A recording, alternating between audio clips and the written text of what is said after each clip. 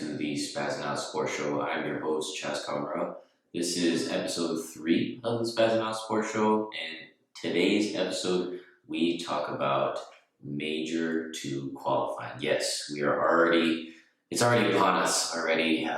It's crazy, only a couple of days really after Major 1 ended. I'm just here to give out my statistics, my predictions, statistics and analysis, such as players to look out for, teams to look out for, that's pretty much it. It's going to be a quick video. I'm only going to do a couple of teams and a couple of players that I do believe that you need to watch, especially when it comes to the first week of qualifying.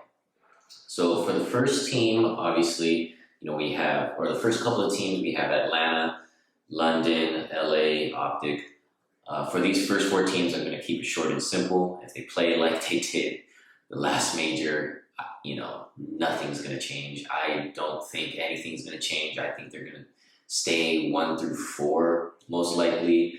That is unless, Toronto decides to step up when it comes to, hard point and playing as a team, especially with, Cam starting to get back into it.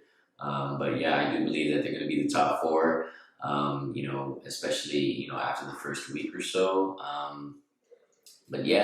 I do believe that it's going to be much of the same, which is why I'm not really going to talk about them too much. I mean, it's pretty obvious, to a lot of people, especially within the Call of Duty League and the community when it comes to the Call of Duty League. It's pretty obvious that they're the top 4 teams in the world right now. So I think it's going to stay that way as far as the placement goes. I do believe that Atlanta is going to be number 1 this time, just like how they were, last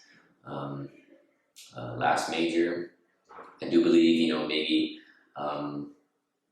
there might be like a 4-1, Optic, or a 4-1 LADs, or 4-1 London there as well. Maybe one of them is 3-2 but has a high series count. I'm not really expecting too different. When it comes to week 1, I do believe, so we have New York and London. Player to look out for both teams is really royalty, and for New York to see how he does. Unless it's Neptune, then it would be Neptune, as the player to watch out for. But and then for London, it'll be Gizmo. I do believe Gizmo, coming off of a slower Major 1 tournament, I do believe he's going to go out there and prove himself. I think it's going to go 3-1 London. Seattle and Boston. Seattle, player to look out for is Mac. I know, really different. Civ and Pred, I'm expecting the same thing. Accuracy being a leadership role. Mac, haven't really heard that much of Mac lately. Him being the 4th, I believe he's a true 4th on that team. Everybody says accuracy, but I believe Mac is the 4th. He needs to step up. Being that 4th player, he needs to play at a very high level as Civ and Pred do. Accuracy being the team captain of that team, I don't see him leaving or getting benched at all. So Mac definitely needs to prove himself, especially going up against a team like Boston, who I believe the player to watch is Nero. Everybody would say Capsule, obviously, but Nero, I believe, is the X factor, especially when it comes to playing Seattle. I do believe it's going to go 3-2 in favor of Boston, quite simply because their Gavutus are just out of this world, and if they play 2 Gavutus, it's all over for Seattle. Florida and LAG. This shouldn't be as hard, but I do believe LAG is going to pull out 3-1. I'm going to have 2 players for LAG. That's going to be Slasher and Gunless.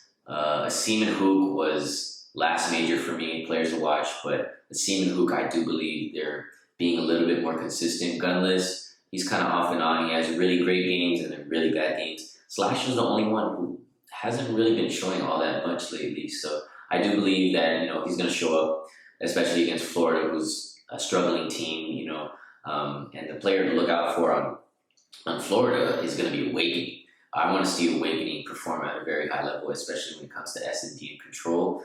I do, if he could just perfect those two game modes, I do believe that this team will be deadly, especially, when surprising a bunch of teams, especially how they surprised everyone when they beat Seattle in the qualifying last major. And then for the Saturday games, so those were the Friday games. For the Saturday games, I have LAG over Paris 3-0. I don't really need to explain that much there. London and LAT, that to me, that's the number 3 versus the number 4 team in the world. I do believe it's going to go 3-2. It's going to go to a game 5, round 11 or something like that. It's going to be crazy. I do believe that LAT will get the upper hand this time, because LAT, they're getting used to playing, with Envoy, especially since Octane, Kenny, and Draza already kind of played with each other already. Envoy is, that newer teammate for them that they never really had, especially being a route man and all. So I believe that they're going to get used to it, and I do believe that they're going to get the victory over over London 3-2. Minnesota and Toronto, the battle for the North. I do believe that it's going to go in favor of Toronto. I believe it's going to be 3-1. Minnesota, they're really good at S&D, terrible at everything else. Toronto, on the other hand, they're really good at S&D, but their hard point and control is, it's going to definitely struggle as a whole. So we'll see how it goes, but overall, it's going to be really crazy to see, Cammy, if he could play at the level that I know he could play at, especially at a very high level, being, one of the best players last year. If he plays at that level, Toronto is definitely going to be a force to be reckoned with. Atlanta, Seattle, 3-0. Atlanta, not even close. Don't really have to get into that one. I believe, Simpcell and Abiz are going to have their way while Varsity is just kind of sitting back there. I think they could win that 3-4, honestly. Minnesota and Paris. Minnesota, Paris, Paris, the thing is, Paris against Minnesota, it might be 3-2, but I think it's going to be more or less 3-1, 3-0 even in favor of Minnesota. I still believe that Standy and Attach are going to be too much for, Donnie and the boys at Paris. But Paris, I think once it comes to like week 2, week 3, that's when they're going to start to be a little bit more dangerous, especially if they could get one win, during this week, and start off, the first week 1-1, going to the second week. They could be definitely really deadly when it comes to the last 2 weeks of the Major 1 qualifying. And then second to last game, New York and Florida. That's going to be, I don't know if I'm going to watch that one, to be honest with you. That might be one of the most boring games, this upcoming week.